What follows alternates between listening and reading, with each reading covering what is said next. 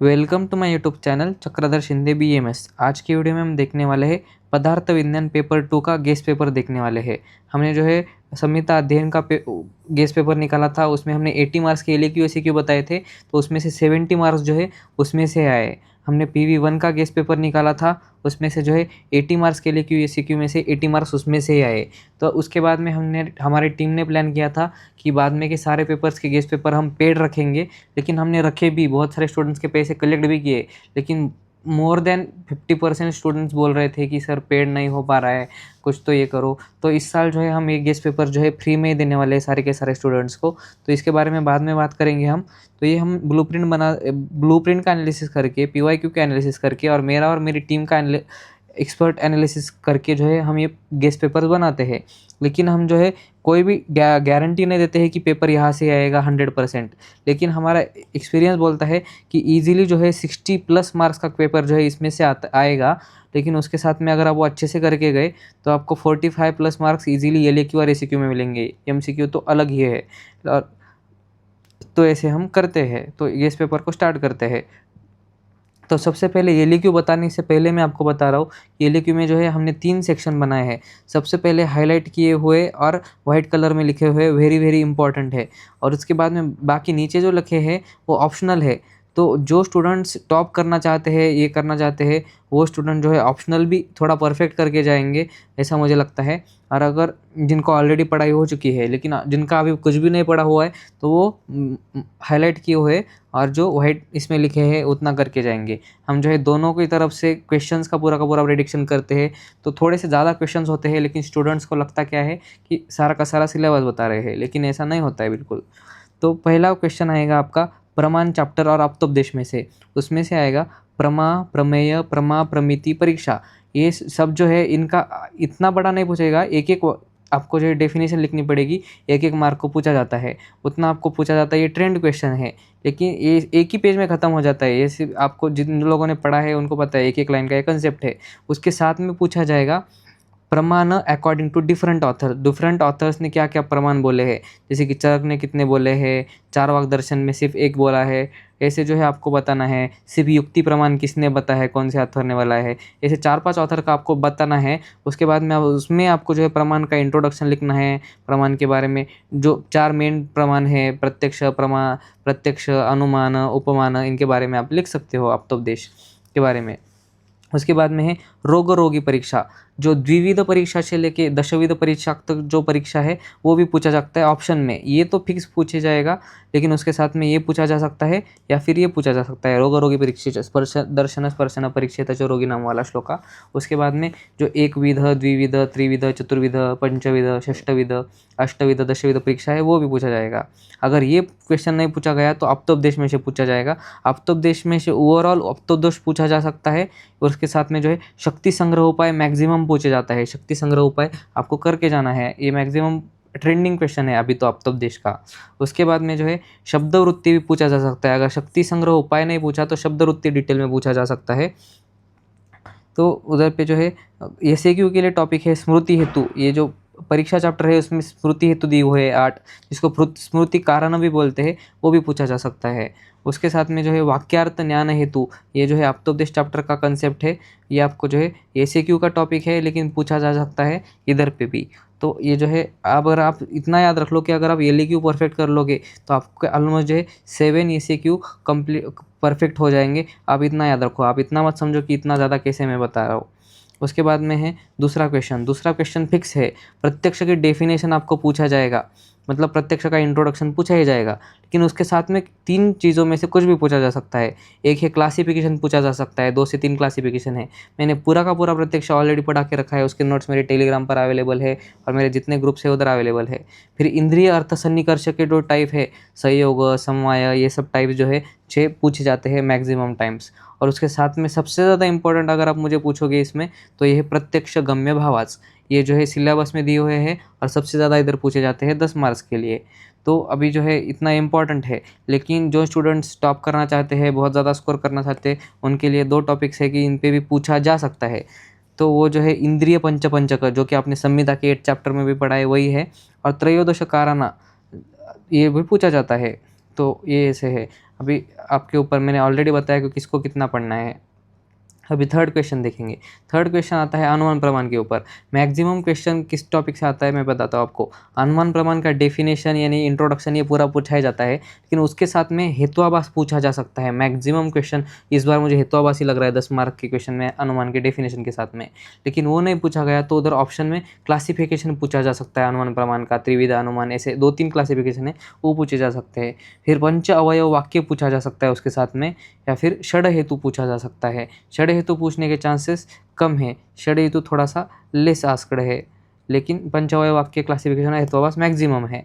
उसके साथ में जो है अनुमान गम्य भावाज, ये कंसेप्ट जो है पूछा जा रहा है, यूनिवर्सिटी का पता नहीं ट्रेंड आया है लेकिन सिलेबस में नहीं दिया है। आपको इसके सिर्फ नाम्स बाय हार्ट करके जाना है कि कौन कौन से अनुमान गम्य भावाज है, उनका एक्सप्लेनेशन करने की ज़रूरत नहीं है क्योंकि हमको डिटेल में नहीं बोला है सिलेबस कॉपी में।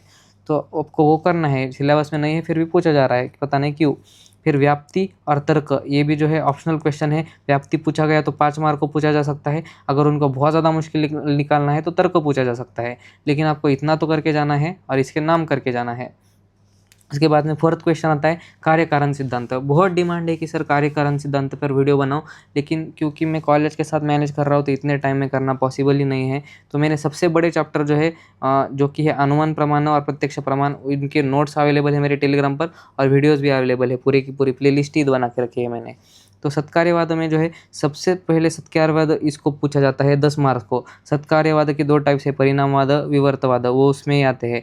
आपको इनका इंट्रोडक्शन करना है, इंट्रोडक्शन से लेकर एप्लीकेशन तक जितना आपको भरना है उतना भरना है। सबसे ज़्यादा यहाँ पर जो है सत्कार्यवाद के ऊपर ही पूछा जा रहा है मैक्सिमम क्वेश्चन। असत्कार्यवाद अभी तो नए ट्रेंड में है लेकिन वो भी 10 मार्क को पूछा जा सकता है। अभी बाकी के इतने जो भी वादा दिए हैं ना मैंने, ये एसएक्यू के क्वेश्चन है, लेकिन ये बन सकता क्वेश्चन कैसे है कि असत व कार्यवाद इसके साथ मिक्स करके भी बनाया जा सकता है। तो इसीलिए मैंने जो है रेड पेन से लिखा है। रेड पेन से लिखा हुआ पूरा का पूरा जो है लेस इंपॉर्टेंट है, एसएक्यू के लिए पूछा जा सकता है। उसके बाद में है एलएक्यू खत्म हुए चारों के चारों। अगर आपने इतना परफेक्ट कर लिया तो आपको बताता हूँ एक एसएक्यू कैसे ये हो जाएंगे। ये जो है सेकेंड वाला जो हमारा एलएक्यू है उसके सारे के सारे टॉपिक्स है वही आपको पढ़ के जाने हैं, फिर से वही है।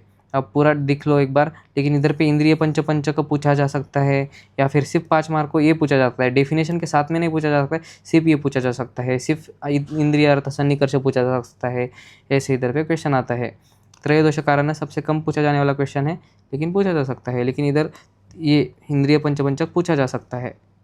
उसके बाद में है अनुमान का सेम क्वेश्चन है, हेतुआभास पूछा जा सकता है। इधर पे हेतुआभास पूछने के चांसेस सबसे ज़्यादा है। उसके साथ में पंचावय वाक्य भी पूछने के ज़्यादा चांसेस है। क्लासिफिकेशन इधर कम पूछा जाता है। उसके बाद में अनुमान गम्य मैंने ऑलरेडी बताया उसका। व्याप्ति भी पूछा जा सकता है, और तर्क अगर आपको कुछ बहुत ज़्यादा ही यूनिवर्सिटी को आपका गुस्सा आ रहा है तो तर्क पूछा जा सकता है। उसके बाद में जो ऐसे क्यों आता है उसमें युक्ति आता है। ये फिक्स क्वेश्चन है, आप याद रख लो, 5 मार्क को फिक्स क्वेश्चन है, ऑप्शन ही नहीं है। डेफिनेशन, एप्लीकेशन आपको कैसे करना है। युक्ति मतलब क्या होता है इन शॉर्ट बता देता हूँ। अनुमान प्रमाण में सिर्फ एक हेतु से हम प्रमाण करते रिजल्ट पर आते हैं उसको अनुमान बोलते हैं, लेकिन बहुत ज़्यादा हेतु 4-5 हेतु जैसे साथ में मिलकर अगर कुछ कर रहे हैं तो उसको युक्ति बोलते हैं। तो ये जो है डिफरेंस बिटवीन अनुमान एंड युक्ति भी पूछा जाता है। तो ये जो है यही पूछा जाता है। अनुमान युक्ति से क्वेश्चन ये आएगा, दूसरा टॉपिक ही नहीं है ऑप्शनल उसके लिए। फिर उपमान में से क्वेश्चन ये आएगा, डेफिनेशन, टाइप्स और उपमान कैसे प्रेडिक्ट करते हैं उसके कुछ बहुत सिंपल इजी टिप्स है। टीचर ने बताया, फिर मैंने याद किया, फिर उधर पे अप्लाई किया, ये आपको। और उसका एप्लीकेशन जैसे कि दंड का जैसे रोग है उसको आपको जो है अप्लाई करना होता है, इतना ही है इधर पे। तो ये जो है इधर पे पूछा जाता है। तो ये क्वेश्चन आपको याद रखना है। ये सिर्फ एमसीक्यू के लिए आते हैं, युक्ति और उपमान, लेकिन वेरी वेरी इंपॉर्टेंट है। इजीली अगर आप आधा घंटा देके भी करोगे तो एक चैप्टर हो जाएगा, या फिर दोनों भी हो सकते हैं। आप ऊपर ऊपर से करना है। नोट्स चाहिए मेरे टेलीग्राम को ज्वाइन करो, जितने नोट्स हैं मैं प्रोवाइड कर रहा हूँ। फिर अभी जो है फिर से आता है वही सत्कार्यवाद वाला क्वेश्चन, लेकिन एमसीक्यू के अंदर जो है सत्कार्यवाद और असत्कार्यवाद पूछा नहीं जाता है। इंडिविजुअल पिलुपाकवाद, पितृपाकवाद, उनका डिफरेंस और पूरा का पूरा इंट्रोडक्शन पूछा जा सकता है, या फिर सिर्फ परमाणुवाद पूछा जा सकता है, आरंभवाद पूछा जा सकता है, फिर स्वभाववाद पूछा जा सकता है, स्वभाव उपरमवाद, क्षणभंगुरवाद है लेकिन वो कम पूछा जाता है, और 1-2 वाद है। आपको ऊपर ऊपर से सारे जो है 2-4 सेंटेंस देखने हैं और बड़ा करके आना है, क्योंकि सबसे हेक्टिक वाला चैप्टर है कार्य कारण सिद्धांत। तो ये जो है मेरे से नहीं हो पाया, सॉरी मैं आपको फिर से एक बार, क्योंकि मैं ये चैप्टर नहीं बना पाया। उसके बाद में लास्ट एसीक्यू जो है थर्ड और फोर्थ हमारा जो ये एसीक्यू है उसमें से फिर से पूछा जाता है। थर्ड एसीक्यू हमारा प्रत्यक्ष प्रमाण का है और ये इधर पे अनुमान प्रमाण का है। तो ये जो है फिर से पूछा जाता है इस क्वेश्चन में, यानी कि लास्ट एसीक्यू के अंदर। यानी कि सबसे ज़्यादा इम्पोर्टेंट चैप्टर्स है प्रत्यक्ष और अनुमान। उसमें जो है एक दोनों में से 15 मार्क्स तो आ ही सकते हैं, लेकिन अगर इसमें से 15 आया तो इसमें से 20 पूछा जाएगा, या फिर वाइस वर्सा हो सकता है इसका। तो ये आपको याद रखना है। तो नोट है कुछ आपके लिए कि गम्य भावाज का क्वेश्चन जो है, प्रत्यक्ष गम्य भावाज आपके सिलेबस में है, लेकिन बाकी के जो गम्य भावाज है जैसे कि अनुमान गम्य भावाज, अप्तोपदेश गम्य भावाज, वो सिलेबस में नहीं है। तो आपको जो है सिर्फ नेम्स बाय हार्ट करके जाओ। नेम्स अगर आप बाय हार्ट करके गए तो आप उतने लिख के आओ, क्योंकि एक्सप्लेनेशन करने की ज़रूरत नहीं है। सिलेबस में नहीं दिया है तो क्यों पूछ रहे वो नहीं पता मुझे। राइट एप्लीकेशन, अब जहाँ पर भी आपको एप्लीकेशन याद आए कि ऐसे ऐसे हो सकता है उस कंसेप्ट से रिलेटेड, और एप्लीकेशन आपको लिख के आना है। 4-5 लाइन ही लिखो, लेकिन लिख के आओ। जैसे कि अनुमान प्रमाण में आपको जो है समझो आपने किसी में के अंदर कुछ सिम्टम्स देखे, किसी के समझो येलो आइज देखे, तो आप जो है डायरेक्ट अनुमान कर लिया कि जॉन्डिस होता है उधर पे।